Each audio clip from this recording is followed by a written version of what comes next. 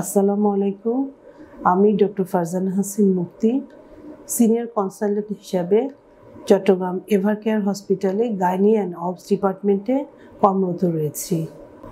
একজন গর্ভবতী মা নর্মাল ডেলিভারি করানোর জন্য তাকে প্রেগনেন্সিতে কি নিয়ম মেনে চলতে হবে সে ব্যাপারে আজকে আমি কথা বলতে চাচ্ছি।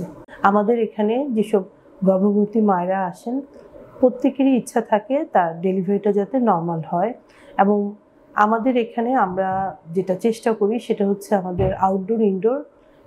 আউটডোরে আমরা পেশেন্টদেরকে কাউন্সেলিং করি কিভাবে নর্মাল ডেলিভারিটা সহজভাবে হয়, আর ইনডোরেও আমরা সেভাবেই রুগীদেরকে বোঝাই যে ধাপে ধাপে নর্মাল ডেলিভারি হওয়ার জন্য যে স্টেপগুলো নিতে হবে। 1 নাম্বার কথা হচ্ছে আমাদের কিছু ব্যাপারে রুগীদেরকে ডিসিশন নিতে হবে। সেটা হচ্ছে তাকে অবশ্যই একজন ডক্টরের আন্ডারে ডেলিভারিটা করাতে হবে, এবং একজন ডেলিভারিটা অবশ্যই হাসপাতাল ডেলিভারি হতে হবে, এবং রুগীদেরকে প্রিপারেশন নিতে হবে দুটো প্রিপারেশন। একটা হচ্ছে তার ফিজিক্যাল প্রিপারেশন, শারীরিকভাবে তার শরীর উপযুক্ত কিনা নর্মাল ডেলিভারির জন্য সেটা তাকে ঠিক করতে হবে। আরেকটা হচ্ছে সে মেন্টাল প্রিপারেশনও তাকে নিতে হবে। সেই জন্য তাকে যেটা করতে হবে সেটা হচ্ছে ডাক্তারের পরামর্শ মতো চলতে হবে। আর রেগুলার কিছু পেশেন্টের ক্ষেত্রে যেটা আমরা করি সেটা হচ্ছে তার একটা হলো তার ফুড হ্যাবিট, খাওয়া দাওয়া, 2 নাম্বার হচ্ছে এক্সারসাইজ, এবং 3 নাম্বার হচ্ছে তার রেস্ট, এবং চলাফেরাটা অ্যাক্টিভ থাকতে হবে।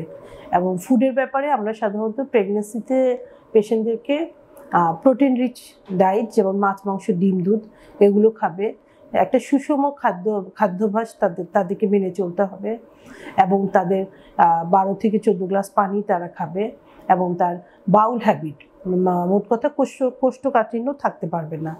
আর 2 নম্বর হচ্ছে রেস্টের ব্যাপারে আমরা বলে থাকি সাধারণত দুপুরে 2 ঘন্টা, রাতে 8 ঘন্টা, টোটাল 10 ঘন্টা সে রেস্ট নিবে, এবং শোয়ার সময় অবশ্যই সে যে কোনো একদিকে কাত হয়ে শুবে। সাধারণত আমরা বলি যে বাম দিকে কাত, তাহলে হয় কি ব্লাড সার্কুলেশনটা রুগীর দিক থেকে বাচ্চার দিকে ভালো পায়, বাচ্চার গ্রোথটা ভালো হয়। আর আরেকটা ব্যাপারে যে সে টেনশন ফ্রি থাকবে, চেষ্টা করবে যে নর্মাল ডেলিভারির যে একটা ভীতিকর একটা পরিস্থিতি, এই জিনিসটা সে প্রেগনেন্সির একদম 9 মাসই সে এই জিনিসটা সম্বন্ধে তার ভয়টা দূর করতে হবে আমাদেরকে। আর আরেকটা হলো এক্সারসাইজ বলতে আমরা সাধারণত বলি যে এক্সারসাইজে 1 নাম্বার হচ্ছে সে প্রতিদিন আধা ঘন্টা করে হাঁটবে, আর এছাড়া তাকে বড় করে শ্বাস নিয়ে শ্বাসটা ফেলতে হবে, এবং এটার ফলে হবে কি যখন শ্বাস ফেলবে তখন তার পেলভিক জয়েন্টগুলো শিথিল হবে, রিল্যাক্স হবে, এটা তার ডেলিভারির জন্য ইজি।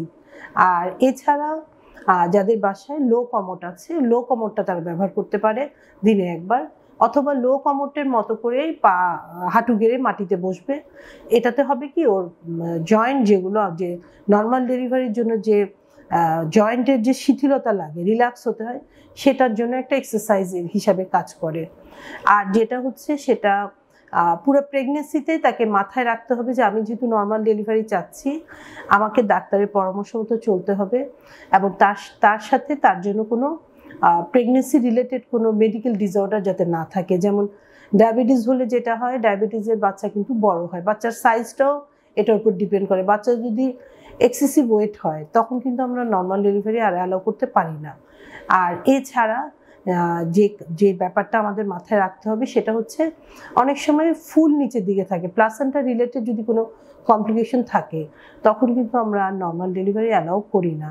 আর এছাড়া সিভিয়ার পিইটি, পেশেন্টের অনেক বেশি প্রেশার, তখন দেখা যায় যে আমাদেরকে আর্লি টার্মিনেশন করতে হয়। তখনও এই জন্য আমাদেরকে মাথায় রাখতে হবে যে প্রেগনেন্সি রিলেটেড কোনো কমপ্লিকেশন থাকলে আমরা নর্মাল ডেলিভারি অ্যালাউ করব না। আর ডেলিভারি প্রসেসটা অবশ্যই যেন এটা একটা হসপিটাল, এই যে এভারকেয়ারের মতো একটা স্পেশালাইজ হসপিটালে হয়, যেখানে আমরা ডেলিভারির সময় রেগুলার ফলো আপ হচ্ছে, পাটোগ্রামটা মেনটেন হয়, রুগীর কতটুকু জরায়ু মুখটা কতটুকু খুলতেছে, তার বাচ্চার ফিটাল হার্ট বিটের কোনো সমস্যা হচ্ছে কিনা, সব কিছু মনিটরিংটা যেন সুন্দরভাবে হয়, তখনই আমরা একটা নর্মাল ডেলিভারির মাধ্যমে একটা সুস্থ বেবি পাবো, এবং মায়ের ক্ষেত্রেও কমপ্লিকেশনটা অনেক কম হবে। ধন্যবাদ।